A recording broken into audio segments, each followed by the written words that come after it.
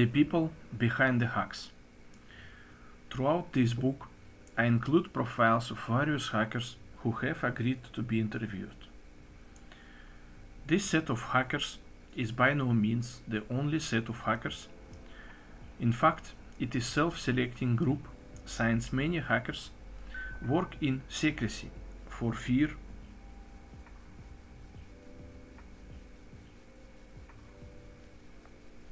persecution or because they are employed by companies with strong connections to Microsoft. The goal of these interviews is to introduce a little bit about the people behind the hacks and to introduce their motivations and methods to promote understanding and to inspire new hackers to join our ranks. Let me start the process by introducing myself. I'm Andrew Bunny Huang. Most people call me Bunny. As of this writing, I was 27 years old, the son of Andrew C. and Margaret Huang. I was born and raised in Kalamazoo, Michigan, but I currently live in San Diego, California, with my wonderful fiancée, Nikki Justice. I recently graduated from MIT with a PhD in electrical engineering. One of the reasons I was selected to write this book about Xbox hacking is because I discovered and published the first known weakness in the Microsoft Xbox security system. In general, I hack because it is quite satisfying to know that somebody's life was made better by something I built. I feel it is my obligation to apply my talents and return to society what it has given me. I also enjoy the challenge of exploration. I want to understand electronics as deeply as I can. Black boxes frustrate me. Nothing gets my curiosity going more than a black box that I am not allowed to open or understand. As a result, I have a fiduciary interest in cryptography and security methods. I hack hardware because I enjoy the aesthetics of electronics. There is something satisfying about having a tangible artifact at the end of the day, as opposed to ephemeral bits of software code. It may sound a little bit silly, but one of my pastimes is taking apart electronic devices and reading the circuit boards. There is something exciting about the smell of brand new electronics equipment, fresh out of their anti-static box. I think it is the smell of a new adventure unfolding.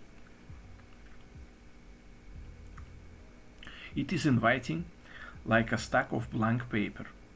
I wonder what I will do with those blank pages.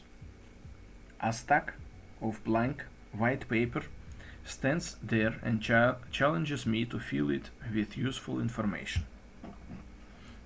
My inquisitive nature stems from my childhood. When I was about 7 years old, my father bought an Apple II clone. He bought just the motherboard, so it didn't have a case. I still remember when he first took it out of the box. The green circuit board, the shiny chips, and all the colorful resistors and capacitors. I wanted to play with it. Curious as I was about the Apple II, I was not allowed to touch the motherboard. Of course, this meant that whenever my parents weren't looking, I was taking the chips out of their sockets on the motherboard and doing silly things like putting them in backwards to see what would happen. After nearly destroying the computer a few times, my parents bought me a 201 electronics experiment kit from Radio Shack. and my first electronics book, Getting Started in Electronics by Forrest Mims III. These were a great introduction to electronics for me, as they satisfied my desire to play with circuits and components. My uncle also gave me his old copy of The Art of Electronics by Horowitz and Hill, also with a couple of books about microprocessors. I subscribed to Byte magazine, which back in the day included regular columns about hardware projects, complete with schematics and pictures. Eventually, I developed enough of a sense of electronics to begin understanding the schematics and the ROM listings included in the Apple II user manuals. I still believe that computers should ship with full schematics and source code. By the 8th grade, I had developed just enough understanding to be able to build my own add-in card for the Apple II. The card had a General Instruments SPO 256 speech synthesizer that I had purchased from Radio Shack. I also added an analog to digital converter to my Apple II and wrote an application that turned my Apple II into talking voltmeter. I continued to build hardware, and before I was admitted to MIT, I had built my own working embedded computer using an 8088 microprocessor. During my undergraduate years at MIT, I dodged the drudgery of schoolwork by building fun little projects, such as remote-controlled light switch and music-responsive party lights for my fraternity, ZBT. It was during these years that I was first introduced to affordable prototyping services and PCB CAD tools, such as those discussed in Appendix C, Getting into PCB Layout. The rise of circuit boards fabrication services to fit a college student's budget is a landmark even for hardware hackers. Landmark event for hardware hackers. Finally, the wire wrap tool can be put away, and surface mount components and complex circuits are within the reach of everyday hobbyists. Over the years, I have made a point of writing up my projects on my webpage,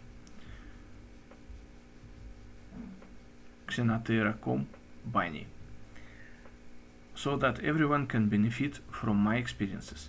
Many of my projects are available with schematics, Gerber files and source code, although some of my more recent projects have been consulting jobs, so I unfortunately cannot share those results with the world. While I have your attention, I would like to set one thing straight. I did not get my PhD thesis at MIT for hacking the Xbox. Hacking the Xbox was actually a diversion from my thesis that was tangentially related, but not central to my thesis topic. My thesis on supercomputers focused on an architecture for efficient code and data migration. My interest in video game consoles stems from my natural curiosity about all hardware combined with the encouragement of my thesis advisor, Dr. Tom Knight. Video game consoles represent the pinnacle of performance per cost, and cost is a significant issue for supercomputers today. Hence, I was encouraged to look at all video game consoles to see what I could learn about building cost-effective hardware. The fact that Xbox also had an interesting security system was a bonus, since government agencies have a great interest in supercomputer technology The security of supercomputers is always topic for consideration. In fact, a very interesting paper about building trustable computers was written by colleagues in my research group. I recommend reading it if you are curious about alternatives to cryptographically secured trusted computing platforms such as Palladium and TCP/A. My best advice to aspiring hardware hackers is to be persistent and to be thorough.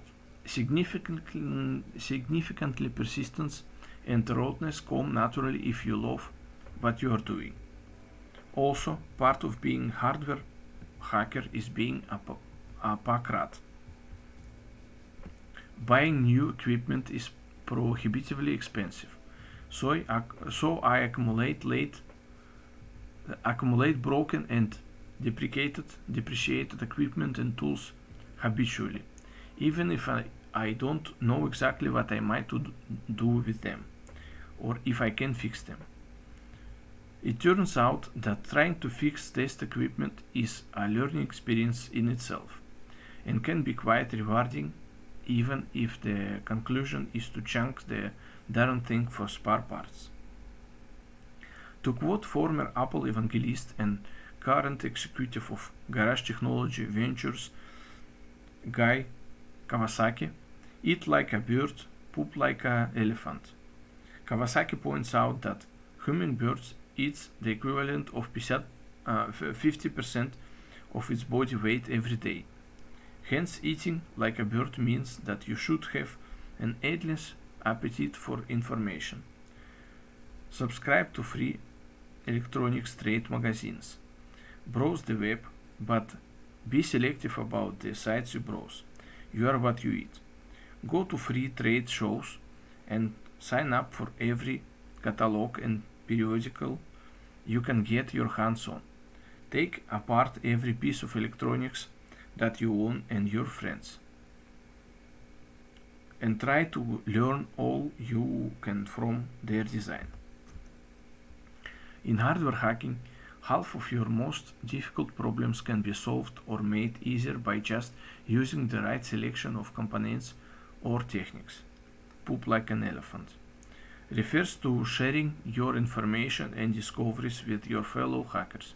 No matter how much information you digest, you can never know it all. Sharing your findings freely invites the advice and goodwill of fellow hackers and leads to a synergy of minds, especially in hardware hacking, where all results have a basis in tangible artifacts. Hiding in your techniques and results only means that other people will eventually reinvent your work without your help. On the other hand, do exercise some judgment in what you say or share. People only have so much bandwidth, and they will listen more closely if you share results that are new or interesting in some way. That being said, pick up a screwdriver and let's start hacking.